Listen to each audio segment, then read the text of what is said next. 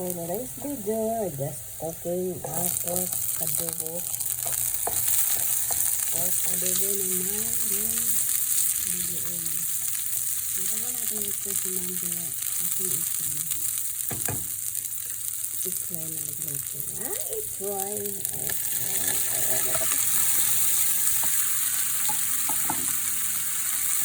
Ayan ang pork na aking minamarinig bago ko siya niluluto. Minamarinig ko siya ng ilang minutes.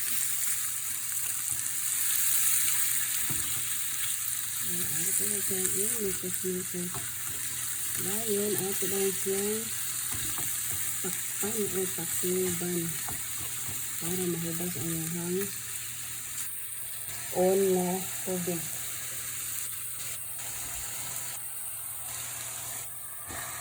Huwag ato siyang halaton na mahubas ang yahang iklan. Iwato. So naman bagoong atong ipares. Actually luto na niya sa daan. So ato siyang ibutang sa pork litter. Hapit na siya na dry. Ato sa siyang imikos-mikos. Bayan ato siyang bigalan sa pampalasa.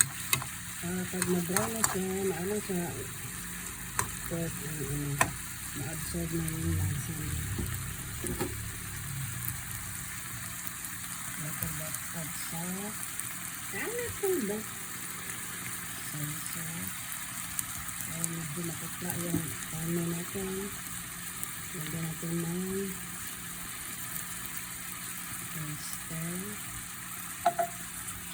At saka black pepper.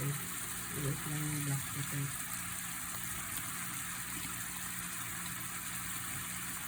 Ay, imikos-mikos nito.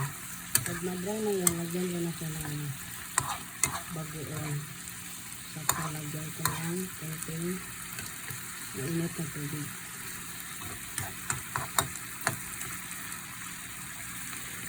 So this is it. Bagoong. Then mix again. So lagyan natin ng hot water. Konti na. Para lumambot yung karne.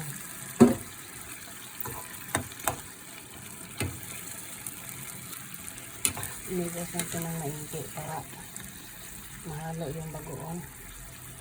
Tapos lagyan natin ng vinegar sa lubid. O tuba.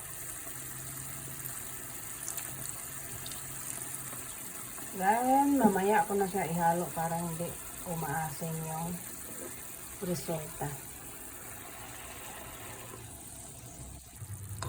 So haluin natin uli at saka tikman ang lasa kung okay na ba siya.